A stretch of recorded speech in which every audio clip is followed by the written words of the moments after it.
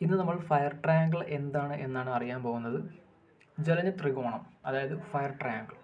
Fire triangle കൊണ്ട് ഉദ്ദേശിക്കുന്നത് ഈ ഒരു ഡയഗ്രം, ഈ ഒരു ട്രയാങ്കിൾ രൂപം നമുക്ക് നോക്കിയാൽ തന്നെ മനസ്സിലാവുന്ന ഒരു കാര്യമാണ്. ഓക്സിജൻ, ഹീറ്റ് ഉണ്ട്, ഫ്യൂവൽ ഉണ്ട്. ഈ 3 സാധനങ്ങളുടെ സാന്നിധ്യത്തിലാണ് ഒരു ഫയർ ഉണ്ടാകുന്നത്. ഏതെങ്കിലും ഒരു സാധനം ഇല്ലാതായി കഴിഞ്ഞാൽ അവിടെ ഫയർ ഉണ്ടാകത്തില്ല. ഓക്സിജൻ ഇല്ലെങ്കിൽ അവിടെ ഫയർ ഉണ്ടാകത്തില്ല. ഓക്സിജനും ഫ്യൂവലും ഉണ്ട്, ഹീറ്റ് ഇല്ലെങ്കിൽ അവിടെ ഫയർ ഉണ്ടാകത്തില്ല. ഓക്സിജനും ഉണ്ട്, ഹീറ്റും ഉണ്ട്, പക്ഷേ അവിടെ ഫ്യൂവൽ ഇല്ലെങ്കിൽ ഫയർ ഉണ്ടാകത്തില്ല. അപ്പം ഇത്രയേ ഉള്ളൂ. സിമ്പിളായിട്ട് പറയുകയാണെങ്കിൽ ഇതാണ് ഫയർ ട്രയാങ്കിൾ. നമ്മൾ ഡീറ്റെയിൽ ആയിട്ട് നമുക്ക് നോക്കാം. ജ്വലനം നടക്കുന്നതിന് താപം, ഓക്സിജൻ, ഇന്ധനം എന്നീ 3 ഘടകങ്ങൾ അത്യാവശ്യമാണ്. ഈ 3 ഘടകങ്ങളെ ഒരു ത്രികോണത്തിൻ്റെ 3 വശങ്ങളായി ചിത്രീകരിക്കുന്നതിനാണ് ഫയർ ട്രയാങ്കിൾ അല്ലെങ്കിൽ ജ്വലന ത്രികോണം എന്ന് പറയുന്നത്. ഏതെങ്കിലും ഒരു വശമില്ലെങ്കിൽ ത്രികോണം ഇല്ലാത്തതുപോലെ ഈ മൂന്നിൽ ഒന്നിൻ്റെ അഭാവത്തിൽ ജ്വലനം സാധ്യമല്ല. ജ്വലനത്തിൻ്റെ ഘടകങ്ങളായ ഇന്ധനം, താപം, ഓക്സിജൻ എന്നിവ ആവശ്യമായ അളവിൽ ഉണ്ടെങ്കിൽ പര്യാപ്തമായ അളവിലുള്ള താപം ലഭിക്കുമ്പോൾ മാത്രമേ ജ്വലനം ആരംഭിക്കുകയുള്ളൂ. ജ്വലനം എന്താണ്? ജ്വലനം കമ്പഷൻ. ഒരു ഇന്ധനവും ഓക്സിജനും ചേർന്ന് നടക്കുന്ന താപമോചക രാസപ്രവർത്തനമാണ് ജ്വലനം. ഇതിൻ്റെ ഫലമായി ചൂടും പ്രകാശവും പുകയും മറ്റു വാതകങ്ങളും ഉത്പാദിപ്പിക്കപ്പെടുന്നു. ഇന്ധനങ്ങൾ ഖരദ്രാവക അവസ്ഥകളിലാണ് അവസ്ഥകളിലാണ് സ്ഥിതി ചെയ്യുന്നത്. ജ്വലനം ഒരിക്കൽ ആരംഭിച്ചാൽ ജ്വലനത്തിന് ആവശ്യമായ 3 ഘടകങ്ങൾ ഒന്നിനെ, അതായത് ഇന്ധനം, ഓക്സിജൻ, ചൂട് നീക്കം ചെയ്യുന്നത് വരെ അല്ലെങ്കിൽ അത് അവസാനിക്കുന്നത് വരെ സ്വയം തുടർന്നുകൊണ്ടിരിക്കും. ജ്വലന സ്വഭാവമുള്ള ദ്രാവകമോ വാതകമോ വായുവുമായി ഒരു പ്രത്യേക അനുപാതത്തിൽ ഉണ്ടെങ്കിൽ മാത്രമേ തീ പിടിക്കുകയുള്ളൂ. ഇത് അറിയപ്പെടുന്നത് ജ്വലന പരിധി എന്നാണ്. ഒന്നുകൂടി പറയാം. ജ്വലന സ്വഭാവമുള്ള ദ്രാവകമോ വാതകമോ വായുവുമായി ഒരു പ്രത്യേക അനുപാതത്തിൽ ഉണ്ടെങ്കിൽ മാത്രമേ തീ പിടിക്കുകയുള്ളൂ. ഇത് അറിയപ്പെടുന്നത് ജ്വലന പരിധി എന്നാണ്. ജ്വലന പരിധി ഒരു പട്ടികയുണ്ട്, നമുക്കത് നോക്കാം. ജ്വലന പരിധിക്ക് മുകളിലോ താഴെയോ ഉള്ള അനുപാതത്തിൽ തീപിടുത്തം ഉണ്ടാവുകയില്ല. ആ പട്ടിക നമുക്ക് കാണിക്കാം. അതിനകത്ത് വാതകം, ദ്രാവകം എന്ന രീതിയിൽ കുറച്ച് കാര്യങ്ങൾ, കുറച്ച് ഇമ്പോർട്ടൻ്റ് ആയിട്ടുള്ള കുറച്ച് വസ്തുക്കൾ നമ്മൾ കൊടുത്തിട്ടുണ്ട്. Hydrogen, acetylene, butyne, petrol, methane, carbon monoxide എന്നിങ്ങനെ 6ഓളം സാധനങ്ങളാണ് നമ്മൾ ഇപ്പോൾ ഇമ്പോർട്ടൻ്റ് ആയിട്ട് കൊടുത്തിരിക്കുന്നത്. ഇതിനും കൂടുതലുണ്ടാകാം, പക്ഷേ ബേസിക് നമ്മൾ ഇതെങ്കിലും ഇത്രയെങ്കിലും നോക്കിയിട്ട് പോകുന്നതാണ് നല്ലത്.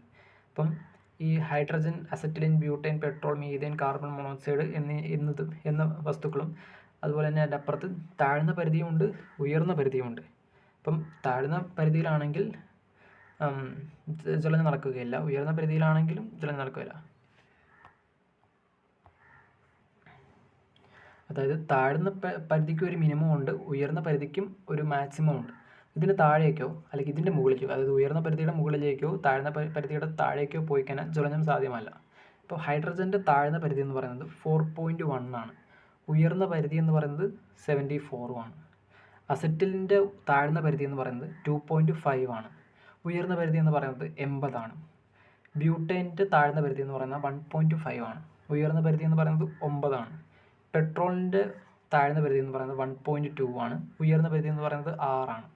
മീഥൈൻ്റെ താഴ്ന്ന പരിധി എന്ന് പറയുന്നത് 5 ആണ്. ഉയർന്ന പരിധി 15 ആണ്.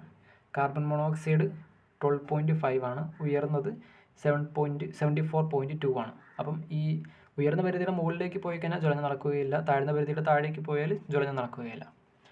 ക്ലാസ് എ ഫയർ ശമിപ്പിക്കുന്നത് പോലെ നമുക്ക് ബി ചിലപ്പം ശമിപ്പിക്കാൻ പറ്റിയെന്ന് വരില്ല.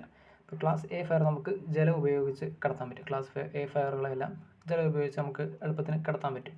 എന്നാൽ ക്ലാസ് ബി ഫയറിൽ നമുക്ക് ജലം ഉപയോഗിച്ച് കിടത്തൽ അത്ര പ്രായോഗികമല്ല. ഇപ്പം പെട്രോൾ പമ്പിലൊന്നും നമ്മൾ ജലം എടുത്ത് വെച്ചിട്ടില്ലല്ലോ. അവിടെ ഫയർ നടക്കുകയാണെങ്കിൽ അത് മണലുപയോഗിച്ച് DCP ഉപയോഗിച്ചൊക്കെയാണ് കിടത്തുന്നത്. വെള്ളം ഉപയോഗിച്ച് കിടത്തിക്കാൻ ചിലപ്പോൾ ആളാനുള്ള സാധ്യത കൂടുതലാണ്. ഇപ്പോൾ ക്ലാസ് ബി ഫയറിൽ നമുക്ക് form, dry chemical powder, DCP എന്നിവ ഉപയോഗിച്ച് ബി ക്ലാസ് ഫയർ നമുക്ക് കടത്താൻ പറ്റും. സ്മോദറിങ്, ബ്ലാങ്കറ്റിങ് എന്നൊക്കെ മെത്തേഡൊക്കെ ഉപയോഗിച്ചും കടത്താൻ പറ്റുന്നതാണ്.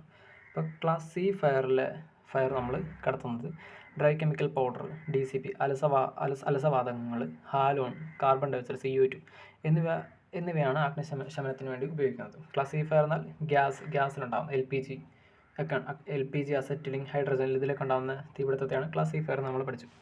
അപ്പോൾ ക്ലാസ് ഡി ഫയർ എന്ന് പറയുന്നത് മെറ്റലാണ്.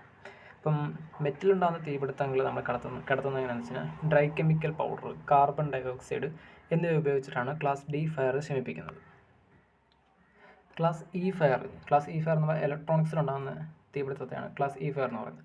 അത് നമ്മൾ കടത്തുന്നത് DCP, വാട്ടർ, CO2, അലസവാതകങ്ങൾ ഒക്കെ കൊണ്ട് നമുക്ക് അണയ്ക്കാൻ കഴിയുന്നതാണ്. അപ്പോൾ ഇതിലും വാട്ടർ ഉപയോഗിച്ച് നമുക്ക് അണയ്ക്കാൻ പറ്റും.